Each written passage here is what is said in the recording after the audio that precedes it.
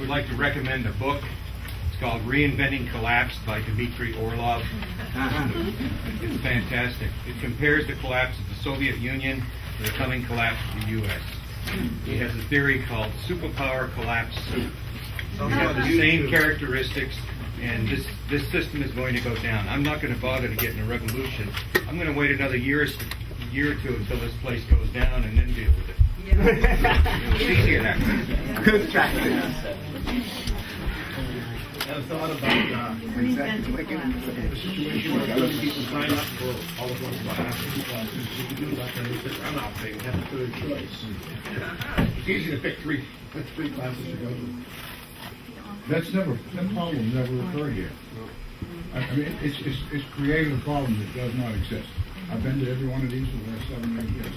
That has never occurred.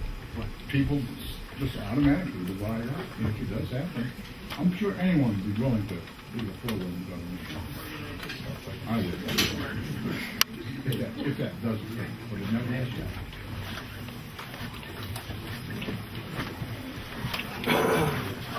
Just a few comments on things that have been said, and I'll mention what I'd like to talk about in terms of strategy and tactics and what we could do to obtain a better economic system. First, regarding the system functioning or not functioning, it's functioning really well if your perspective is that of the people who run it. It's running really well because corporate, and I'll mention what I'd like to talk about in terms of strategy and tactics and what we could do to obtain a better economic system. First, regarding the system functioning or not functioning, it's functioning really well if your perspective is that of the people who run it. It's running really well because corporate profits are extremely high.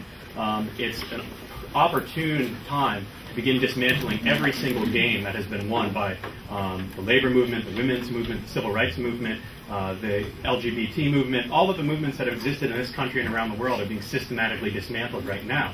And I'm personally not very confident that capitalism is just going to fall apart, and if it did, that something better would arise out of a population that hasn't been thinking about what would replace it and what we could begin to construct, one, within the shell of the old, and two, when a historical opportunity presents itself in which something different could be established, something much better.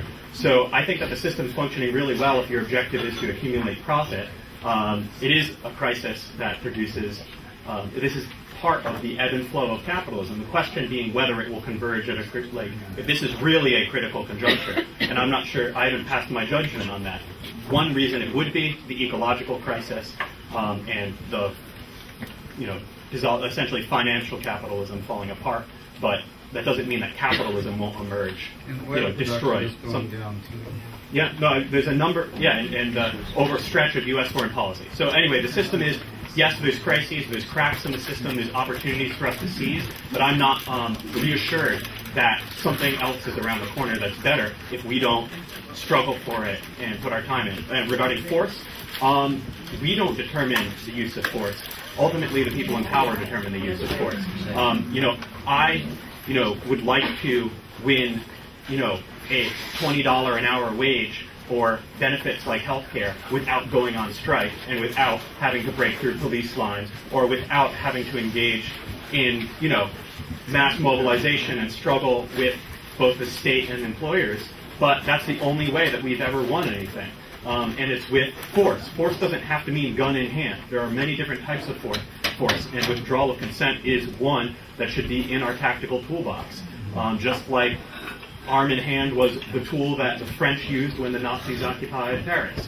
So there's a number of different forms of resistance and forms of struggle on the tactical level that, in my opinion, are to be determined based on an assessment of specific circumstances we face versus a general strategy which is based on our analysis of the society that we live in and opportunities we could predict, perhaps, like what could we get out of how can we avert ecological crisis and come out of it with actually a stronger and better and more just and participatory form of economic organization. And I'd like to talk about the interrelation between reform struggles and revolutionary transformation over a longer period of time in my talk.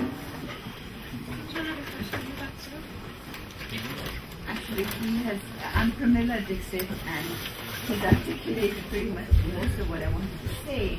But I'd also like to point out that the powers that be, as they stand today, we continue to think in terms of nation states when we're analyzing our situation. But really, I'd like to frame what's going on in the world today as corporate tribes and corporate nations. Because these corporations have allegiances to their existence all across the map. It's not just Americans rooting for ExxonMobil, it's everybody employed by ExxonMobil in India, China, wherever they are, and everyone who's invested in ExxonMobil wherever they are. These are global entities, and all our separate nation states are ruling on their behalf. The WTO is such a structure. We are indeed being ruled by states that are making those corporate functions possible. So we are in fact corporate tribes and corporate nations, and I can't see how any one of us, any single one of us, can get totally focused in one direction or totally focused in the other. We have to do both at once. We don't have the luxury to build the alternative economy and to not in our heads analyze, look at, carefully examine, be aware of their tactics. I mean, they are thinking about the problem facing them as much as we are. And if we imagine that they haven't built up their security forces, we're dreaming. They've built up the structures, they've built up what they plan to do.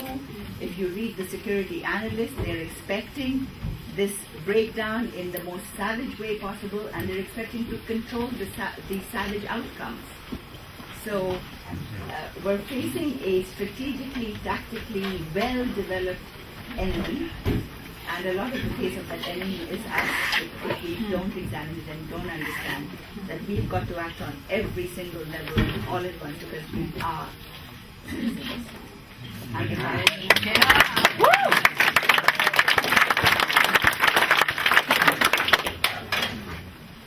Will you teach a workshop? I think we have hear from people who haven't spoken yet, so one up here and there. I think one of those levels is communication. You kind of alluded to it, sir, in terms of tearing down the top. Metaphorically, you might call it capturing the state television system, although that would just be too simple now.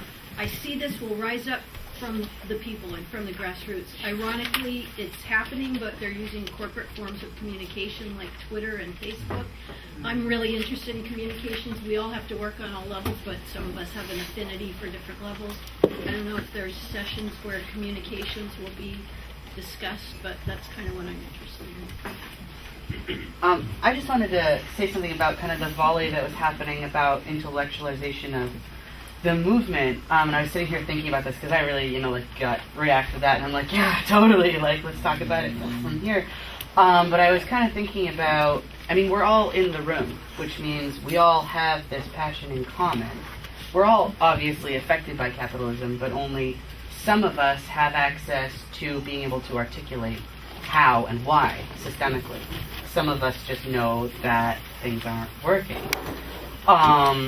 So looking at part of the way that we can all work in solidarity as we discuss solidarity and tactics is working together to use a common language for a common struggle, because there's a lot of power in simple words.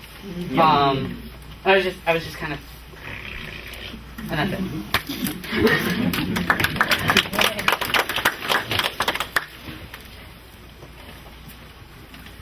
I just wanted to say that this was not a bomb-throwing anarchist position that I was taking. I just think if we're here, if the bottom line here is to figure out how to liberate the human spirit and to advance our evolutionary opportunities and actually restart evolution in a meaningful way, then historically what we've come up against is, in our age, it's the corporate state, and I don't feel it is going to go away without I'm not quite as confident as you are that it's all going to fall apart tomorrow. I think it's hardening now into a security state that's all in front of our face. There are private armies. We know the militarization of the corporate entities right in our midst. But stepping back, before that, back in the Soviet Union, whatever, they weren't corporations, but they were these huge monolithic bureaucracies, and before that you had the Holy Roman Empire. You had these amazingly complex hierarchical systems that essentially entire raison d'etre was to keep us down. and keep us in their service. Right now, it's a commercial rebirth of that historical movement that we're facing. So what I'm looking for is some way to approach these things. And the woman who was speaking before about therapeutical vocabulary, I thought was a beautiful phrase, because they've co-opted our language. You know, we talk about capitalism, they swap in free enterprise. We talk about the corporate rape of the countryside, and we got to stop the huge forestry corporations from clear-cutting the world. They immediately trot out television full of guys in black and red plaid shirts saying they're going to cut down they're going to take away my rights and cut my firewood, you know. And that is what becomes. They immediately take these huge, overwhelming entities and they put these tiny little human faces on them and blanket our media with them and try to make us feel that this is a human problem, rather than it's an anti-human problem.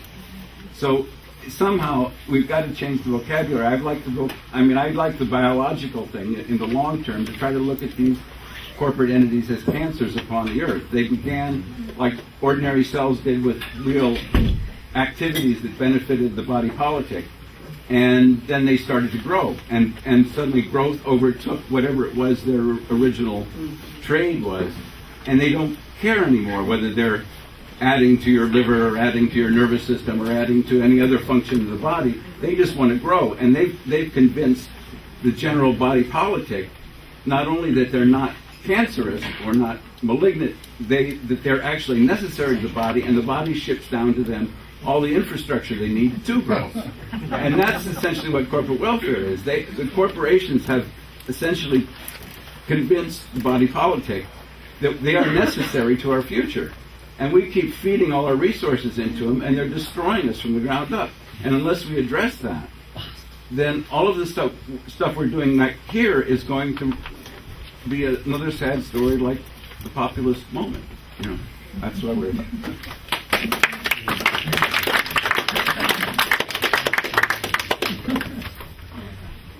It's officially lunchtime. Officially lunch. And how much? If we want to, Give us 5 minutes. Oh, 5 minutes.